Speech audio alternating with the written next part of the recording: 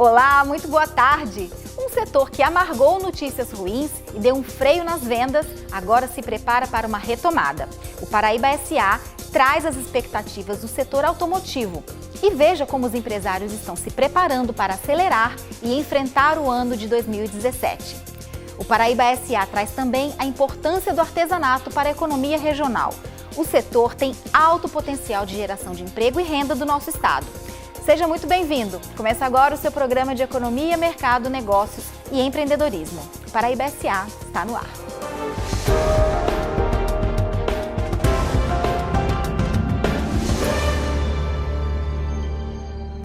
O ano de 2016 não foi bom para a indústria e o setor automotivo foi um dos grandes responsáveis pelas quedas nesse segmento.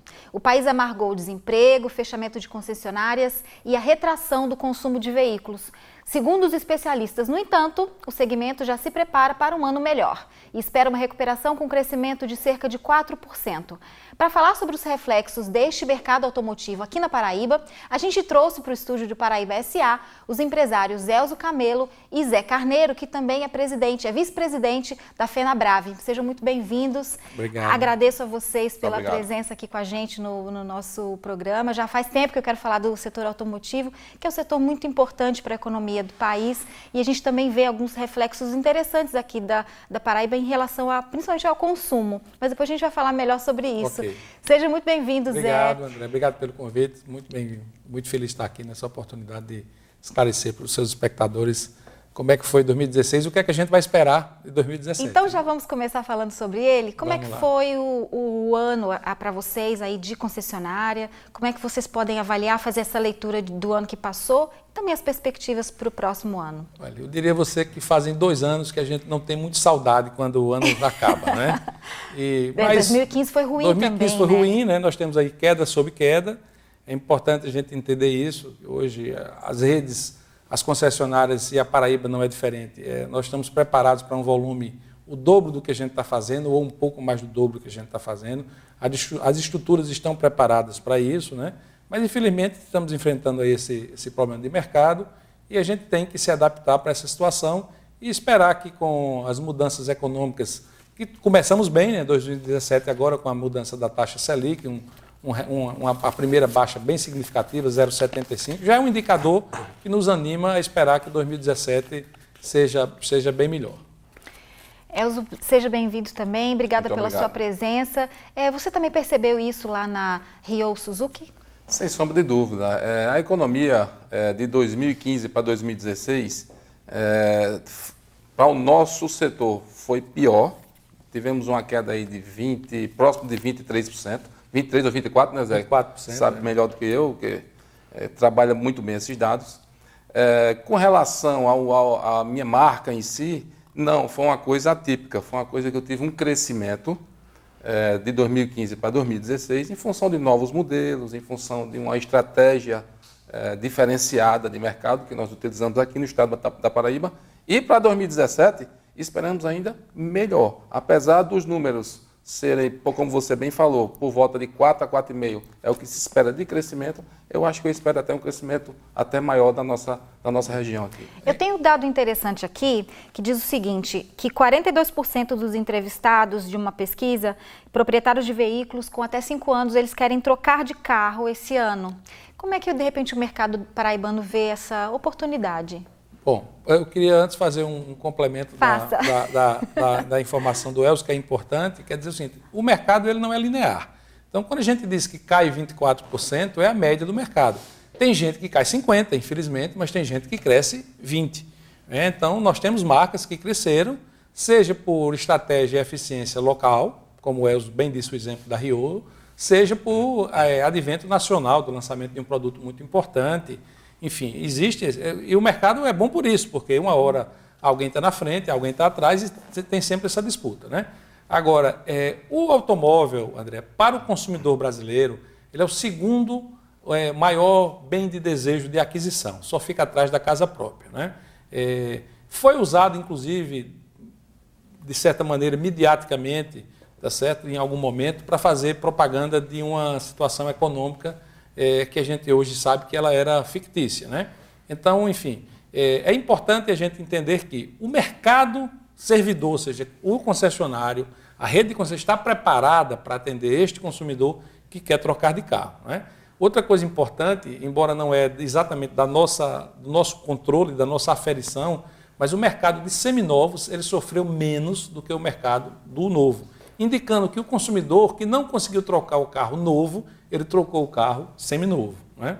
Então a gente sabe dessa situação que ocorre, desse desejo do consumidor de fazer isso. Então, antes da gente falar desse desejo do consumidor, que eu quero falar bastante sobre isso, vamos ilustrar aqui a nossa conversa com uma reportagem sobre o mercado de seminovos. Vamos assistir. Se o brasileiro é apaixonado por carros, o seminovo se tornou o queridinho dos compradores. Mas ele não pode ter mais do que 3 anos de uso. A lataria tem de estar em bom estado de conservação, o motor funcionando direitinho. O automóvel precisa ter direção hidráulica e também ar-condicionado. Veículos com este perfil não ficam muito tempo na concessionária.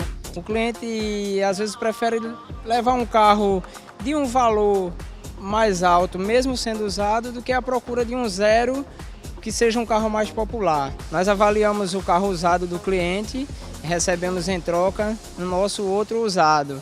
Enquanto as vendas de carros novos caminham para o 4º ano consecutivo de queda, o mercado de usados está em ascensão. A explicação tem a ver com o perfil do cliente, que está mais maduro, consciente. Qual a oportunidade que eles estão vendo hoje? Gastar menos para trocar de veículo e uma coisa interessante, aquele que tem um carro popular, ele está procurando um carro de mais luxo, mesmo não sendo novo, né? Mudando de categoria e gastando menos. Elivan chegou na loja apenas para dar uma olhadinha e bastaram alguns minutos de conversa para ele assinar o contrato e já sair dirigindo seu carro. A vantagem é muito grande, o desconto é 13 a 14 mil reais de desconto. A vantagem é essa hoje em dia. Você pega um carro seminovo, pouca quilometragem rodada e o menor preço, né, no mercado. A minha maneira de financiar hoje é fácil demais financiar. Os dados mais recentes divulgados pela Federação Nacional da Distribuição de Veículos Automotores apontam que a venda de automóveis seminovos e usados teve alta em novembro. Mês passados foram comercializados 1.150.000 veículos contra 1.050.000 no mesmo período em 2015. E para manter este ritmo fisgando os clientes, os consultores precisam de muito, mas muito jogo de cintura. Cada um tem que ter aquela magia de encantar também o cliente, sempre estar atento aos veículos que tem em estoque e trabalhar com essas ferramentas. A procura de seminovos aumentou bastante. Muita gente não tem condições de comprar um veículo de 50, 60 mil e ele adapta a um veículo seminovo. E eu passo os benefícios de cada carro de acordo com cada necessidade de cada cliente. Cada um com seu segredinho individual. Para bater a meta mensal tem que ralar um bocado. Esticar o horário, atender cliente de casa, chorar um desconto extra para o gerente. Enfim, fácil não é. Mas 2017 começou bem, pelo menos nesta concessionária onde vender tem sido a palavra mais utilizada pela equipe. Para você ter uma ideia, hoje estamos quase um pouco mais da metade do mês e já estamos com quase 80% da meta batida. Então isso já mostra o reflexo, né? E o que foi interessante, no mês de novembro e dezembro vem em crescimento o mercado de seminovos. 10% cresceu em novembro em relação ao mês anterior e de dezembro para novembro houve um crescimento de 20%. E nos dois últimos anos, os seminovos ele vem mantendo bem estável, nem caiu e nem subiu.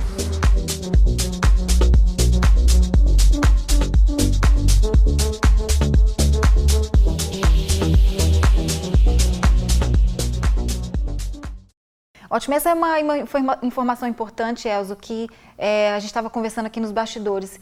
Quando o seminovo sobe o volume de vendas, o novo dá uma descida. Como é que é essa equação? Essa equação, realmente, nós que somos do setor, não sabemos o porquê. Mas, geralmente, quando o mercado de novos está em queda, o mercado de seminovos está crescendo. Uma explicação que a gente procura em função justamente do poder aquisitivo. Quando está mais distante de você chegar num veículo novo, o veículo seminovo você está mais próximo de chegar. E achamos que é em função disso aí, mas realmente funciona dessa forma. Quando o veículo novo está em queda, o seminovo está em ascensão. E é interessante, mas quem quer comprar um novo, ele não deixa de comprar, né? A gente fez um programa especial aqui sobre mercado de luxo e a gente foi a algumas concessionárias de luxo aqui da cidade mostrando que quem gosta desse tipo de produto não deixa de comprar. Ele dá um jeitinho, ele divide, enfim, ele dá um jeitinho, mas ele não deixa de ter o carro dele, porque o brasileiro é apaixonado por carros, Exatamente. né?